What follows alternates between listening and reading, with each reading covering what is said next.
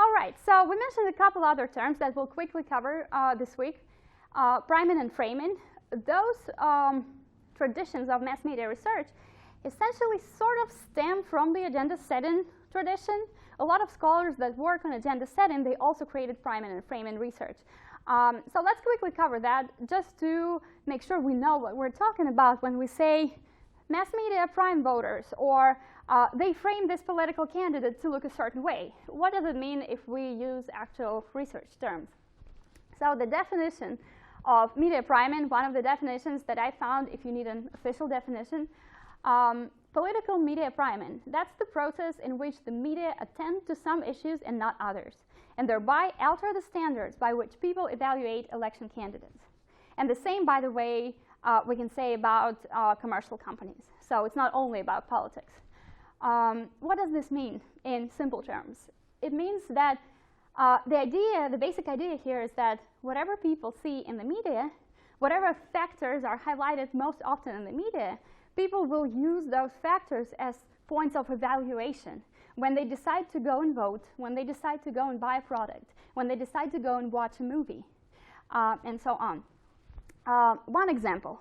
Let's say in some hypothetical society, all that newspapers have been writing about is environment. For the past half a year, all you see in the news is environmental issues, global warming. You read about it a lot. You watch it in the news all the time. You start automatically thinking about it as a salient issue, right, based on the agenda setting hypothesis. Then you go and vote, and guess what issue you will use to evaluate the candidates on the ballot? Of course, environment, because you thought so much about it lately, because the media constantly tap onto that topic. So as a result, you were primed to think that environment is one of the factors you should use to identify what candidate is worth voting for. Same thing with commercial choices. As a consumer, you go to the grocery store, and again, you've read all about environmental issues lately. Of course, when you decide what, let's say, dish soap to buy, you'll think about environment. And most likely, you will think, okay, if environment is such a large issue that all the media cover it lately, maybe I should choose the dish soap brand that promises they recycle their bottles instead of just some generic brand, right? So you use environment as a salient issue to make your evaluations, or consumer's choice, or your voter's choice.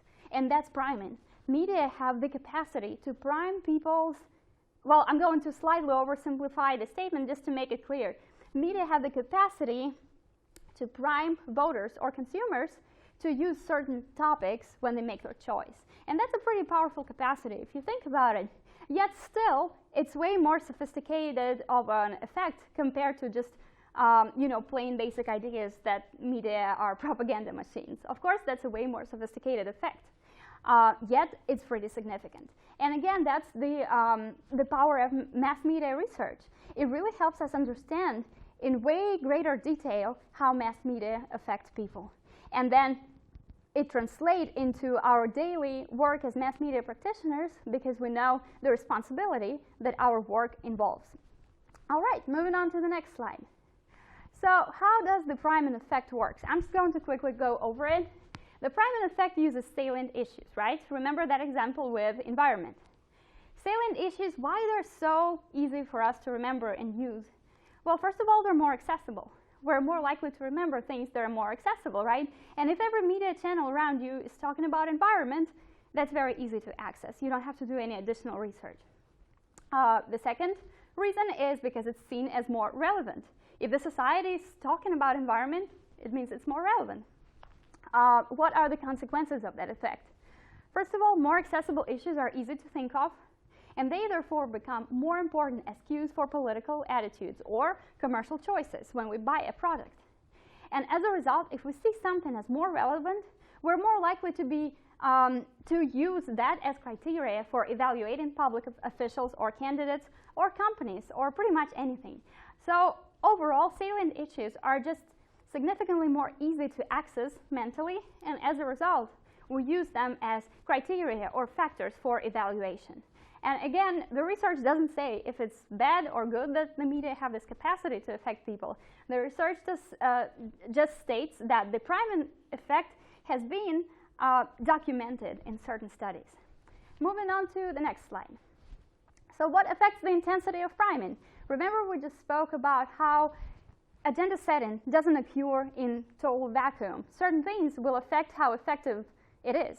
So, for example, if you have a personal attachment to a certain problem or issue, you will be more likely and more susceptible to the agenda setting effect. Same thing with priming. Of course, there's certain variables that affect this, this whole chain of media effect. First of all, again, level of political involvement or overall involvement. If you're more involved in an issue, you're more likely to be primed.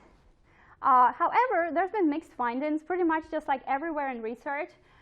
When you document a certain effect, to prove that it actually can be supported by empirical evidence, you would have to conduct repeated studies over decades with large groups of survey takers. So, of course, there's been some mixed findings here, which show that in some studies, for example, the level of political involvement was related to susceptibility to priming, while in other studies, there have been mixed findings or no result, no positive result, no positive conclusion. Another variable that has been linked to priming effects is partisanship.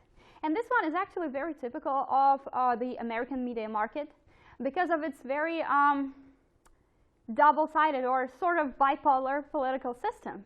Most people associate with either the Democrats or the Republicans, or if they don't, or if they're not registered as such, at least they consider themselves Republican or Democratic leaners. So they have some kind of political ideas that slightly associate with one or another party. Even there's been research that showed that even a lot of people that categorize themselves as independents, they still, when they go and vote, you pretty much can consider them Republican or Democratic leaners because they have a certain predisposition or certain ideas that they believe in align with one or another party. So partisanship actually has been linked to a larger susceptibility, or it has been linked to priming effects in that sense that, of course, if you, let's say, are a hard believer in the Democratic Party, most likely you're not going to be primed by whatever you see on Fox News, and vice versa. If your whole life you've been voting for the Republicans, most likely you're not going to be primed that much by what you can see on CNN or MSNBC. So, of course, your partisanship here would be directly affecting the priming capability of mass media.